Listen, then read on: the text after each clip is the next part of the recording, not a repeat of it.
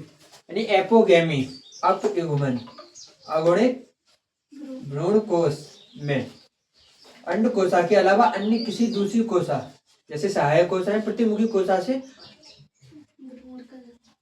अगर अन्य किसी कोशा से भ्रूण का निर्माण हो रहा है तो वह क्या कहलाता है? अपयुग्मन। यानी किसमें? तो अगुणित भ्रूण कोश में। किसमें? अगुणित भ्रूण कोश में अंड कोशा के अलावा, यानी अंड कोशा से ना हो बट दूसरी कोशा हो, जैसे सहायक कोशा हो या प्रतिमुखी कोशा हो, उससे भ्रूण का निर्माण हो रहा है तो क्या कहलाएगा? अपयुग्मन। असंगजनता क्या होती है? एपोमिक्सिस। यानी कभी कभी पौधों के जीवन चक्र में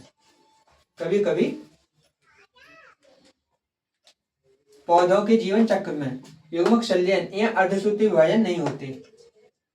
पौधों के जीवन चक्र में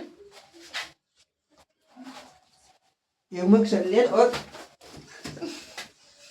अर्धसूत्री विभाजन नहीं होते। इसकी अब्सेंस में नए पौधे का निर्माण हो जाता है, वही क्या कहलाता है? असंगजनता या एपोमिक्सिस। यानी कभी कभी पौधों के जीवन चक्र में युग्मक संलयन या अर्धसूत्री विभाजन नहीं होते और उनकी अनुपस्थिति में नए पौधे का निर्माण होना ही क्या कहलाता है? असंगजनता। ठीक है। आनुवंशिक कोड या जेनेटिक कोड। क्या? जेनेटिक कोड डीएनए अणु में स्थित नाइट्रोजन क्षारकों का वह अनुक्रम। डीएनए अणु में स्थित नाइट्रोजन क्षारकों का वह अनुक्रम जो प्रोटीन में अणुओं के संश्लेषण के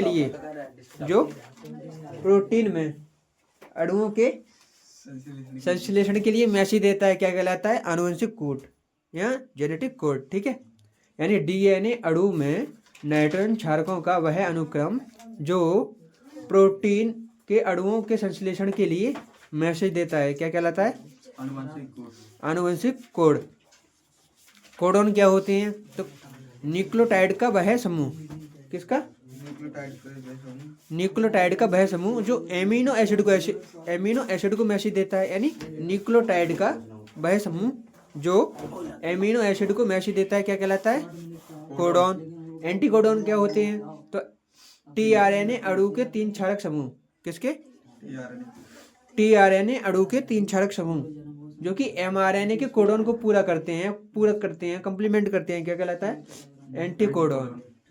आनुवंशिक कोड क्या है? तो डीएनए अणु में नाइट्रोजन क्षारकों का वह अनुक्रम जो प्रोटीन के अणुओं के संश्लेषण के लिए मैसेज देता है।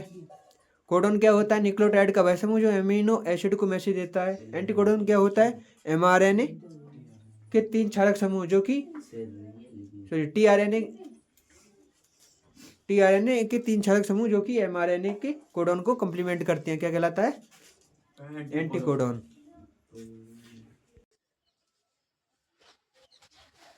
देखो त्रिसंलयन या ट्रिपल फ्यूजन।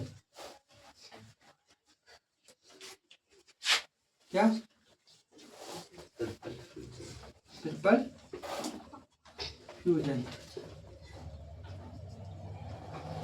त्रिसंलयन क्या होता है?